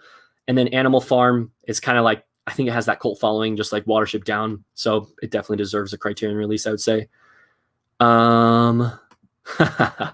Okay, Dot Bryce agrees with Martin Scorsese. Gavin does not agree with Martin Scorsese being overrated. Okay, these are some animated films that deserve Criterion releases. Kubo and the Two Strings, Iron Giant, Cats on Criterion. No. If you've seen a Scorsese film, you've seen them all. That's funny. Oh, Brando critic. Hey, man. How you doing? Sorry that I'm responding to you like 10 minutes later. Hey, Nate. Happy Sunday. Hope to have you on the Brando show soon. What have you watched recently? Yeah, dude. It'd be so cool to be on the Brando show soon. I'd love to guest star on that. All right. My recents, by the way, my Letterboxd is @CinemaNate if anyone wants to follow there. But my 4 most recent watches: The Evil Dead, Ed Wood, The Cabinet of Dr. Caligari, and Whatever Happened to Baby Jane. Of those 4, I'd say Ed Wood was my favorite. This might be a dumb question, but I'm very unfamiliar with Criterion. Is the Criterion Channel free? No, that's not a dumb question at all. In fact, I'm happy you asked, because I feel like a lot of people probably wonder this. No, so the Criterion Channel is not free. It's just like any other streaming service. You do have to pay. I believe the first month is free, also like other streaming services, but it's basically all the movies that are on the Criterion Collection itself.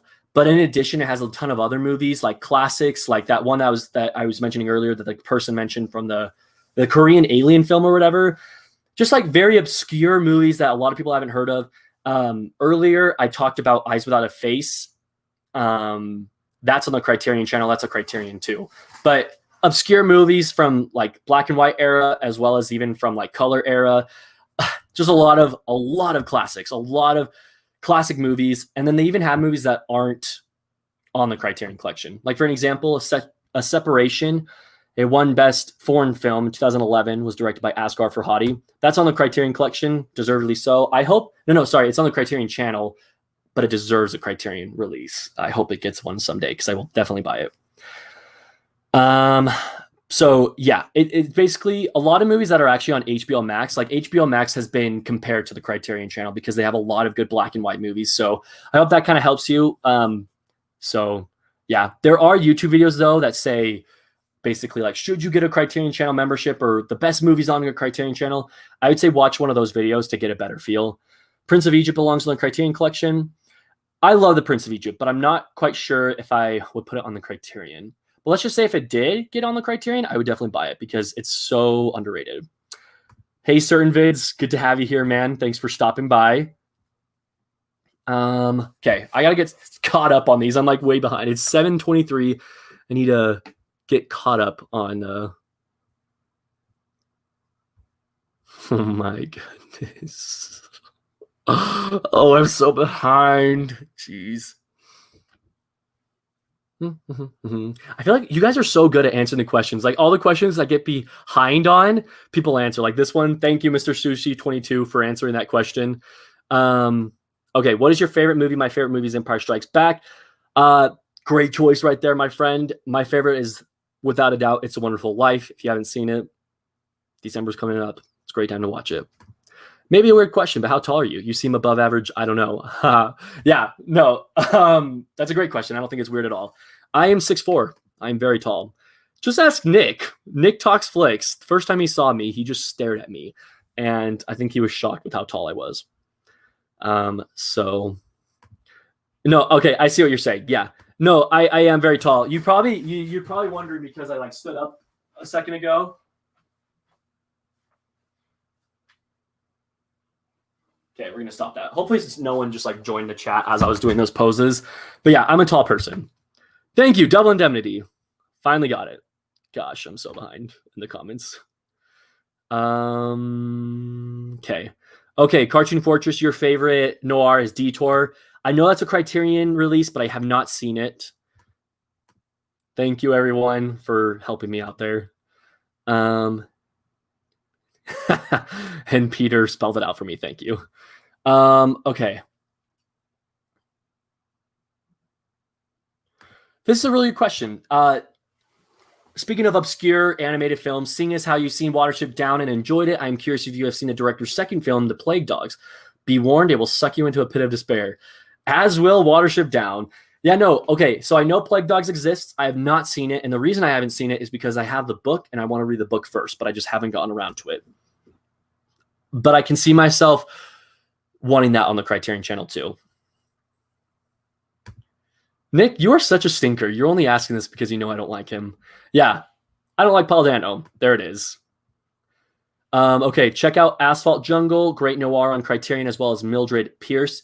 Mildred Pierce has, oh man, I can't remember her name. Name just left me, but she's also in Whatever Happened to Baby Jane. Asphalt Jungle, I got that for Jackson once, but I haven't seen it myself. Oh, this is how behind I am. I'm back. Oh my gosh, I'm so behind. Okay. I'm going to try to zoom through these. So I'm at the comment section where people were saying Hufflepuff. Hufflepuff is weird. You can leave, Napoleon. Proud Hufflepuff as well. Welcome. Welcome, Hufflepuff for the win. How do you feel now, Gavin? Just kidding. Movie I hate from a director I love. What's it called? AI, Artificial Intelligence. Awful movie. And I think oh my gosh, Gavin, you might have been the one to recommend that movie to me too. So I'm really sorry if you were the one to recommend that. But yeah, did not like that movie at all. Also, BFG. Love Spielberg, hate those movies. Okay, Marx Brothers, thank you. Thank you. Why haven't you watched any other Chaplin film yet, huh, Nick?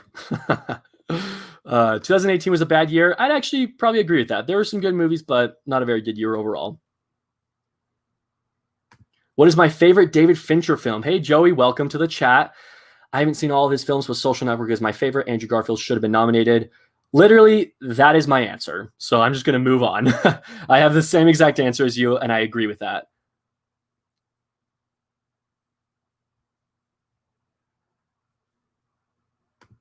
Eddie, okay, so Eddie's just joining the chat.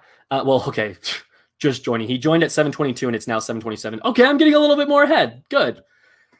So he's asking, what am I planning on picking up this Criterion sale? So, just a second, I gotta quickly text someone.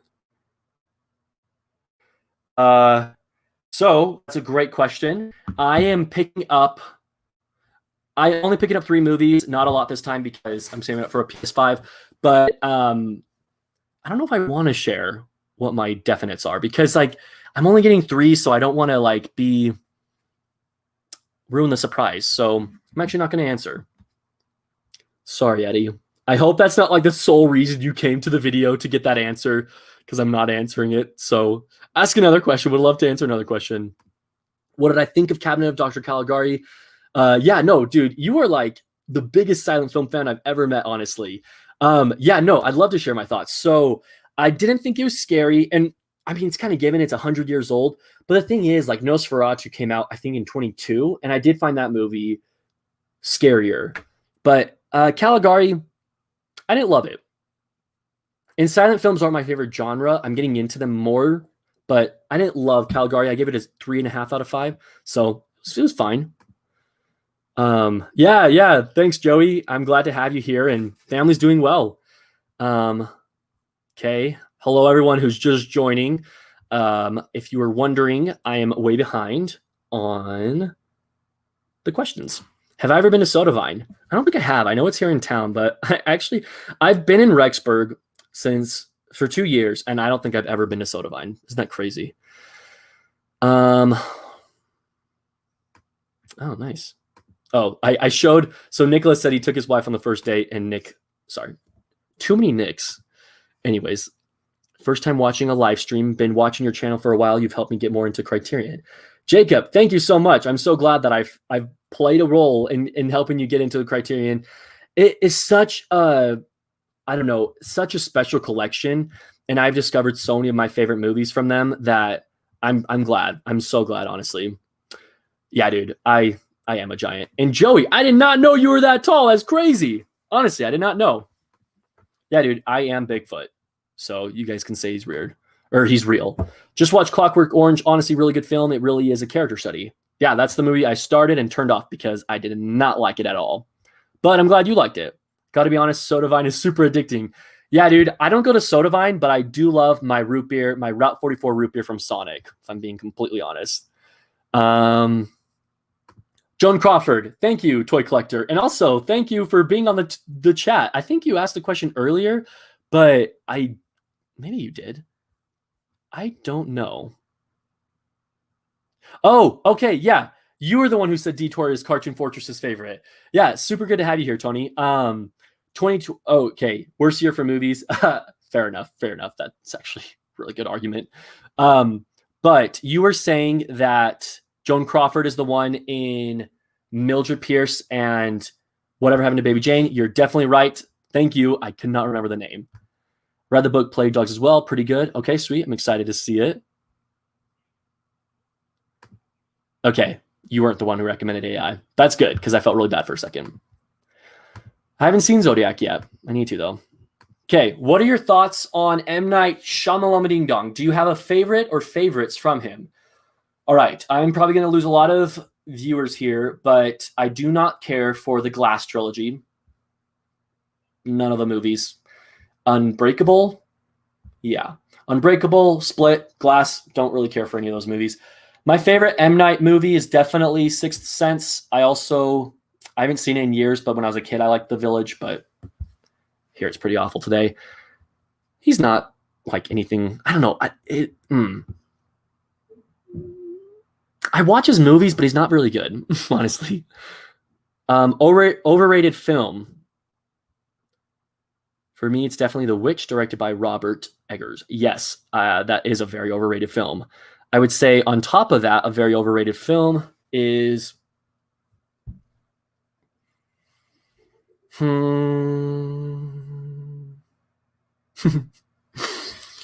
Oh, I can't think. My mind just went blank. I know for a fact there are overrated movies.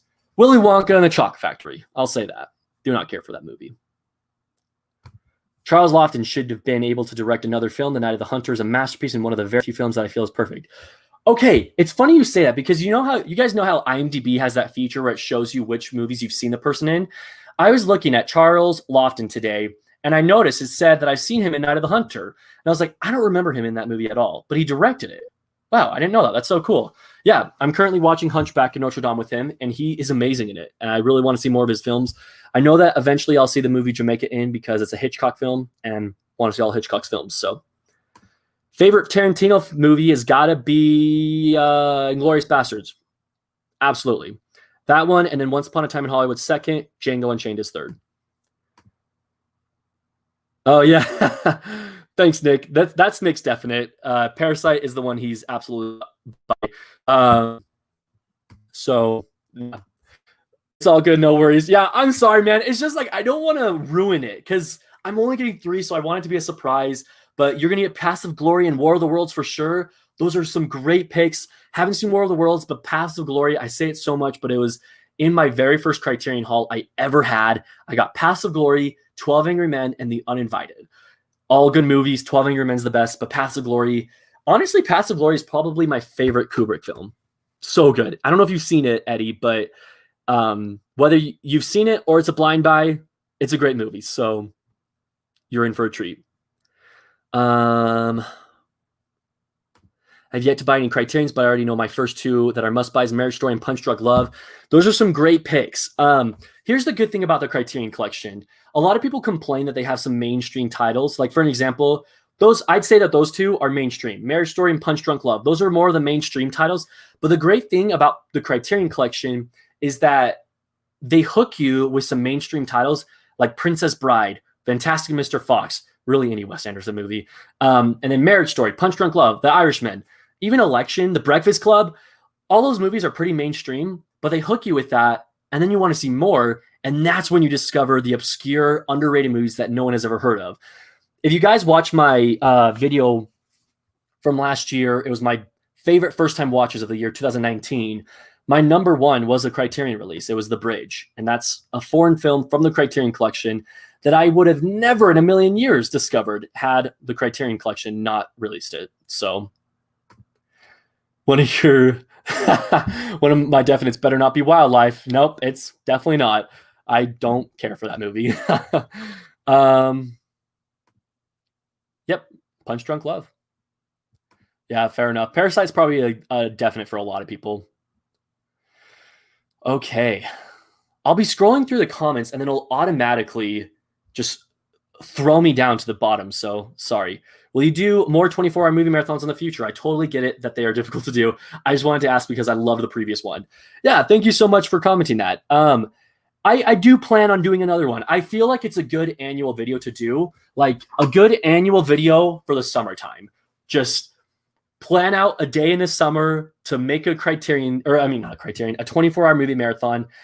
Absolutely, I plan on doing it. I just don't want people to think I'm insane that I repetitively do it. And so that's why I think it's more of an annual type of video. I feel like if I did it even any more than once a year, people would think I'm insane. But yeah, no, absolutely. In fact, what would be cool is if we talked about we juggled the idea of doing a live stream 24-hour marathon, excuse me, but I just don't think it would work very well. But what would be cool is if we did get viewers in on a marathon where we could all do the marathon the same day, and we could just keep in touch. Like, what movie are you watching right now? Oh, I'm watching this movie. What are you watching? Because that's what Nick and I did, and it helps you stay up. It honestly helps you stay awake, and it also, I don't know, it's good. It's nice to do it with someone else. Okay. We go to Sonic almost every night. That place is addicting as well. Yes, dude, absolutely. Nicholas, actually, do you have Sonic in Minnesota? Is that a dumb question? Because when I lived I know Minnesota isn't like super close to DC, but when I lived in DC, they had no Sonics. And so I'm wondering if it's a West Coast chain. Do you have Sonic in Minnesota? Like, is this your first time experiencing Sonic? That's my question for you, Nicholas. But yeah, Route 44 root beer. It's really just Barks root beer, but that's the superior root beer. That's the best kind. So, yeah. Nick, yes. Yeah, that's actually, I didn't even think about that. Or we won't be doing it in person because I'll be in Idaho and you'll be in Utah. Or I'll be in Arizona. I actually might be in Arizona at that time. So we'll see. Whatever we do, I imagine Nick and I will be doing it again together. Interstellar's overrated. I disagree. I actually think it is. No, it's not underrated, but it's so good. Hocus Pocus. Okay, Hocus Pocus is overrated. I can see where you're coming from, but I love that movie. Yeah, actually, okay. Citizen Kane is a masterpiece. But yes, it is overrated in the sense of it's not the greatest film of all time. So yeah, I see where you're coming from. War of the Worlds is amazing fun. Yes, I haven't seen it, but I imagine it is. That's actually one I might consider this Criterion sale. We'll see.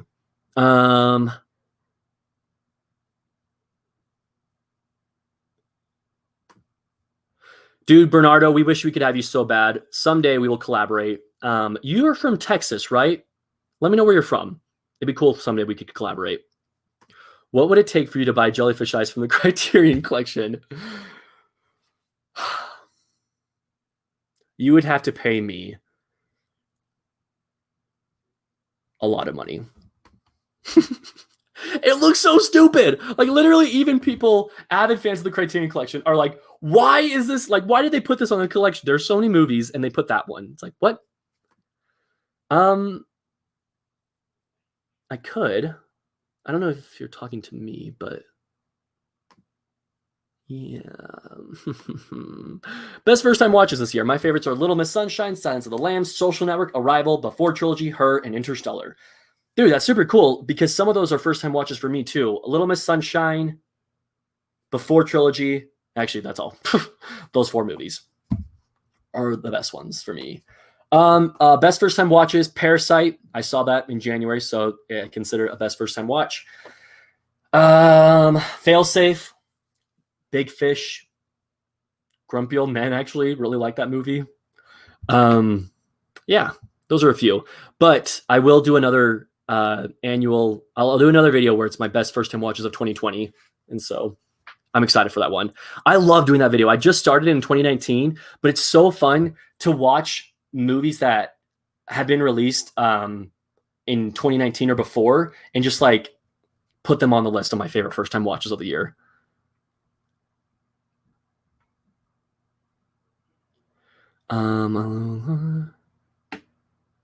Okay, Gavin's from Wisconsin, and he's never seen Wisconsin. Why did I say it like that?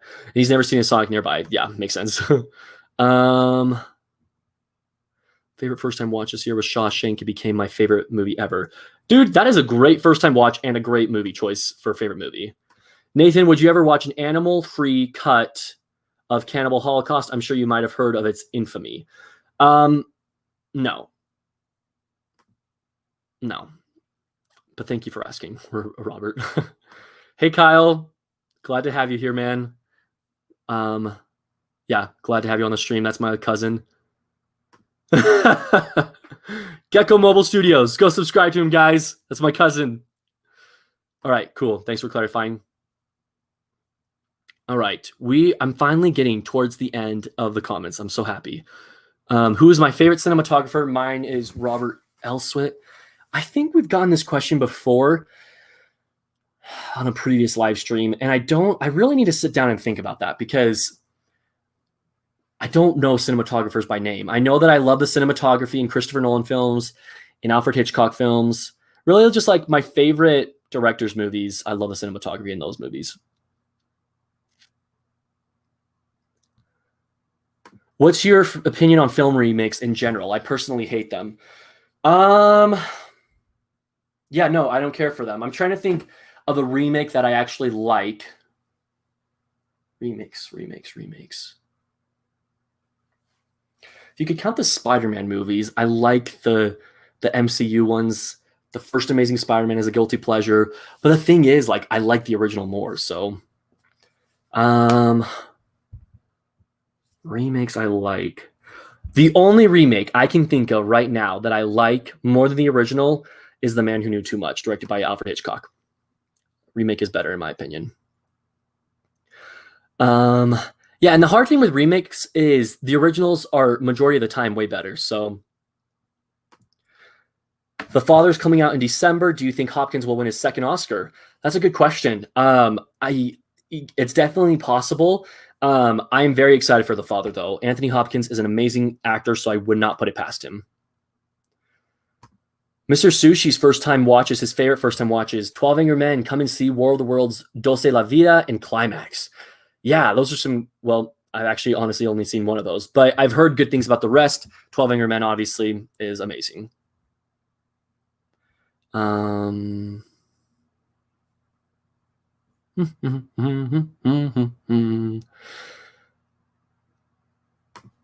Okay, Gavin's favorite first-time watch this year is either Booksmart or Jojo Rabbit. Haven't seen Booksmart. I have seen Jojo Rabbit. Great movie. Yeah, no. So I did say this in the past. Robinson Crusoe on Mars was really bad. What about it was so bad? Was it so bad it's good movie? No, that's why I didn't like it. I was wanting it to be a so bad it's good movie, and that's what I was expecting out of it. I was expecting it to be kind of like an Adam West Batman type movie where it's just like really campy, really cheesy and funny, but it wasn't that at all. It actually took itself very seriously, and it was cheesy in a bad way, like very outdated and not very enjoyable. I don't think it's really bad though. It just wasn't what I was expecting. Yes, I have heard the remake is really good. I haven't seen it though. Top 3 favorite TV shows, and I'll answer this one and a few more, and then I'm going to call it a night because I still have a few more things I got to do tonight. But top 3 favorite TV shows, and while I answer that, I'm actually going to pull up Instagram questions so I don't miss any. Okay, a lot of the questions I've gotten on the stream, so I'll answer one question I got on Instagram. Top 3 favorite TV shows. The Twilight Zone is number 1. Sorry, I know what the number 2 and 3 are, but I don't know which one's number 2 and which one's number 3. This now 2 Avatar 3, but they're switching. They're battling for the number 2 spot. But those are my top 3. Number 4 is Lost. I gotta give some love to Lost because I love that show so much. True Grit is a fantastic remake. Yes, it is actually. I haven't seen the original, but the remake was good. Scarface is a remake. I haven't seen it, but I didn't know that was a remake. That's cool. Okay, what is your favorite Disney sequel besides Peter Pan 2? That's from my little sister, Brooklyn. Thanks, Boo, for asking that. My favorite Disney sequel besides Peter Pan 2, I think she's talking about strictly animated films, I imagine. Because if we're talking about live action, then I would definitely say Pirates of the Caribbean. But as far as like animated films go, besides Peter Pan 2, I would probably say Lion King 1.5. Yeah. Frozen 2 was good too. I'm trying to think of other ones. Also, if there's a question that I skipped earlier, ask it right now because I'm going to end this pretty soon. So I want to make sure I get to it. What movie left you shocked in theaters during the credits? Uncut Gems for me. The ending left me and my friend in shock. Took us a while to get up and leave. Honestly, Infinity War. That they did exactly what they're trying to do. And it's a cliche answer, but that's my answer. Infinity War all the way. Oh, yes. Thank you. I'm so glad to hear that you watched 12 Angry Men. It's great. Favorite Eevee evolution. Now we are talking, folks. Now we're talking. I haven't dealt with Pokemon in several years, so I'm definitely Googling right now my favorite, or the Eevee evolutions. Okay, when I was collecting cards, I don't even remember what my favorite one was. Wow, that's a good question. I don't know. I remember I had all evolutions of Eevee. I almost said Pee-wee, but I can't remember what my favorite one was. Right now, I'm looking at the pictures of all the evolutions. Sylveon wasn't an evolution when I was into Pokemon, but I'm looking at all the evolutions. I want to say Jolteon or Umbreon. Yeah, I'll go with that. We'll go with that. Okay, cool. What Jolteon? Yes. Umbreon, very good. Wow, you guys have great. Wow, okay. This has gotten like the most comments of any question, Bill. Good question. Are you worried that the new Spider-Man movie is going to have way too much going on from the rumors, and is it too soon? No, because I think that Sony has messed up with that 2 times now with Spider-Man 3 and The Amazing Spider-Man 2.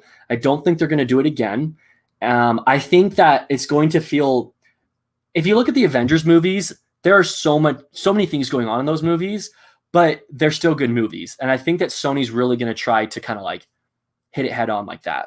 So I'm not too concerned, but I'm really hoping we get Maguire and Garfield in there. Yes, Cartoon Fortress. Totally agree. It's so good.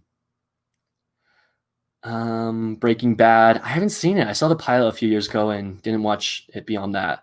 I know, although I need to watch it. I know I need to. Watch the duck soup mirror scene. That is all you need to see to know how great duck soup is. Okay, noted. Cool. Duck soup mirror scene. I'll probably watch the whole movie, but yeah. Okay. I like the theory that Toby and Andrew being in Spider-Man 3 will be saved for near the end and will lead into a potential Sinister Six team-up film in the future. Yes, that's a great theory. I imagine ever since I found out that Sam Raimi was doing Doctor Strange in the I can't think of what it's called. Madness. It has like Multiverse of Madness or something like that. See ya, Joey. Thanks for watching, man. But really quickly, ever since I found out Sam Raimi was hopping on to the Doctor Strange sequel, I just had a feeling that Tobey Maguire would be coming back. And I know it's not confirmed yet, but I think that it's such a perfect opportunity to use Doctor Strange's multiverse and like powers to introduce the multiverse into the MCU. So Multiverse of Madness, I think it's what it's called. I can't remember what it's called. So yeah. Do I have any films that have been on my watch list for ages that you have just haven't gotten to? One of mine is Titanic. Wow, you gotta see Titanic. For the longest time, Big Fish was one of those movies, and The Great Dictator. But I've seen both of those movies now. Gosh, I mean, Birdman is one I need to see, but let's see. Oh, man. I don't know. I can't think of any right now. I have so many movies on my watch list, but I can't think of any that have been on the watch list for a long time.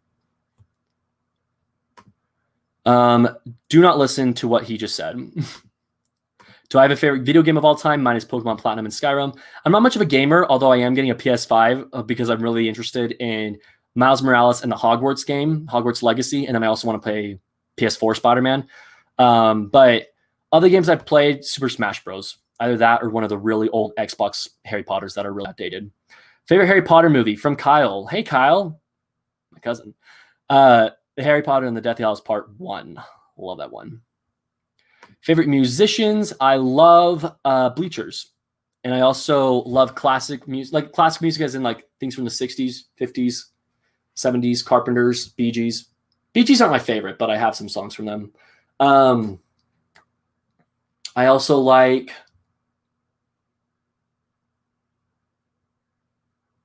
I can't think of any others right now. I'm going to go with Bleachers. Multiverse of Madness. Thanks, Nick. I cannot remember what it was called. Thank you, guys. Oh, yeah. You don't want to... Sorry, there's Nick's comment. Yeah, you don't want it to be spoiled. I get that. I was hoping... I saw Far From Home a week after everyone else, and everyone said the end credit scene is absolutely amazing. I'm not going to lie. I had expectations for Tobey Maguire to come in because in the trailer they talked about a multiverse and I was like, this is the movie, like this would make sense, introduce Tobey Maguire. And then it was just J.K. Simmons as J. Jonah Jameson, so I was a little underwhelmed. But yeah, I am going to call it a night, everyone. Yeah, I'm gonna head out. I'm gonna answer one more question from Instagram. Some Bailey asked, what are your favorite and least favorite horror tropes? I don't like when they, I'm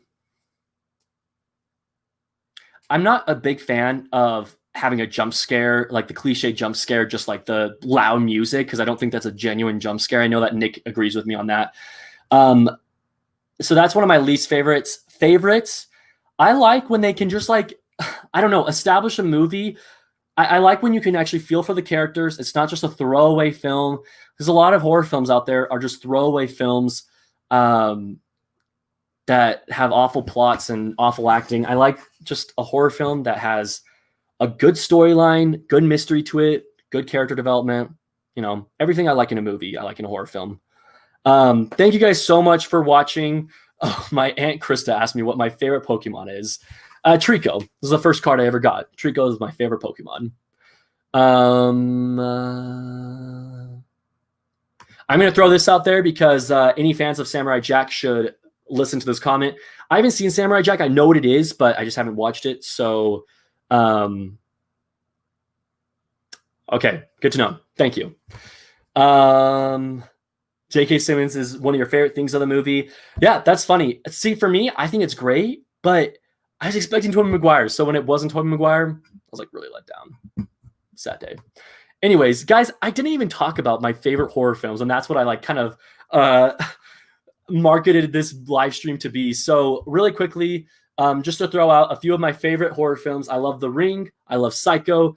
I love Diabolique. I guess I did talk about all these movies now that I think about it. The Others, as well as some family ones like the Addams Family movies from the 90s, Monster House, Beetlejuice, any Tim Burton movie really. But I'm going to call it a night, guys. I'm going to head out, finish Hunchback in Notre Dame. Thank you guys so much for joining me in this live stream. Expect another video this Saturday. It's my birthday. It's going to be a Tim Burton filmography ranked video. So I'm really excited about that. But thank you guys so much for joining me, and hope you guys all have a great rest of your night. See you later.